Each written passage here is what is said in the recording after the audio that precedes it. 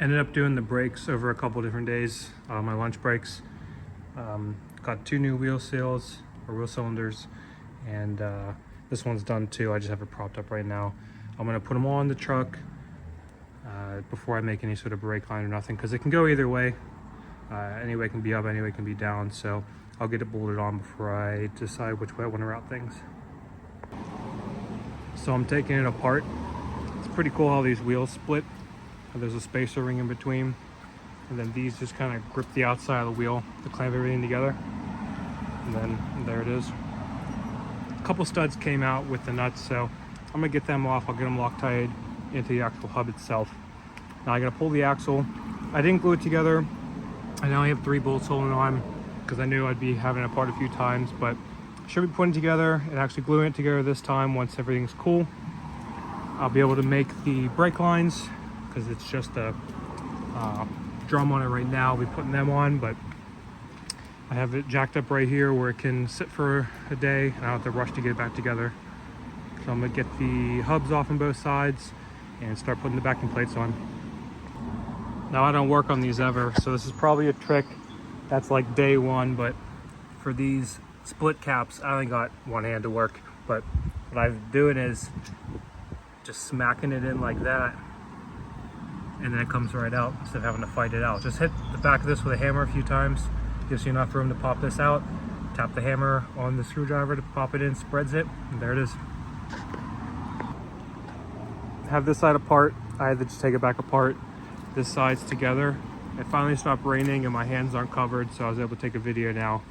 I had the wrong pins in the wheel cylinders and they were sticking out a little bit too far, so they were super tight to get on.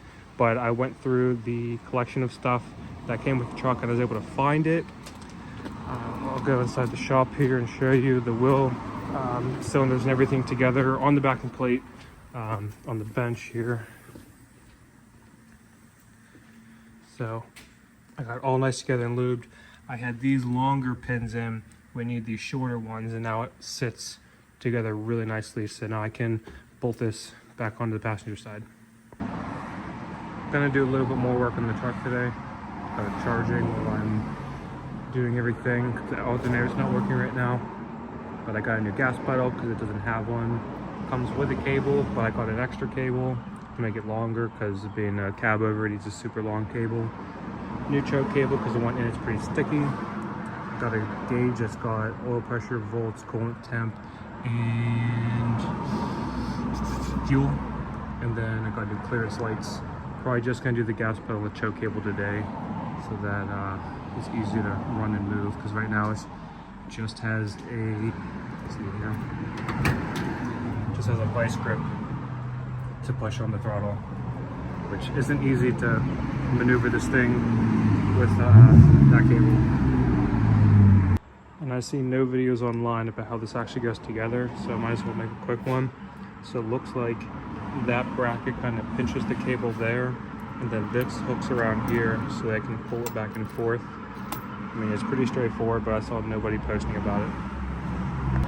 I'm not good at recording as I do things, but I got the new choke cable on. Just goes through there pretty nicely, wraps around. And I use the old bracket. Go over here. Use the old bracket to just mount that. Give it a little bendy bend. And it works pretty nice. The other one was just really seized up, so now I'm going to start doing the throttle cable and throttle pedal and everything. There's the one extra one I got, and then the throttle, let's see here. Oh, I'm not sure what I did with it. Oh, here it is. So I got the cable all hooked up, and I'll run this one and see if I can shorten it and connect the two together, and I'll find a nice place to mount this on the floor where it's nice and comfortable. Do a little part-way through progress video. So I got the pedal mounted to the floor, cable going through the floor with a little grommet on it, and then I have it coming around. I made this bracket here. So I have another one of these cables at home I'm going to grab this part from. I'm going to put it on this guy, have it as close as I can, and then I'm going to make those two touch in the middle. so that they will then pull each other. This wraps around, goes to this bracket, and I'm probably gonna have to make it a little stronger. But then I just took out the like little ball and socket joint one and put that pin through, and it looks like it's gonna work out pretty well. So I keep forgetting to film an outro, so I'll film one now since I'm down here. Throttle cable went on nicely, choke cable also went on nicely. It was pretty funny driving this thing back into its spot here, because I feel like I was driving it like a tractor, because it was running, but I was using the choke cable to adjust RPM. So if I was going too quick, I would choke it down and it would slow down, and I was able to get into a spot. So I know this video jumped around a lot. I'm getting better at filming stuff as I do it. But my next video is gonna show me doing the brakes and a bunch of other stuff. I gotta get the clearance lights on the roof because I took them off, and the new ones I got don't line up exactly.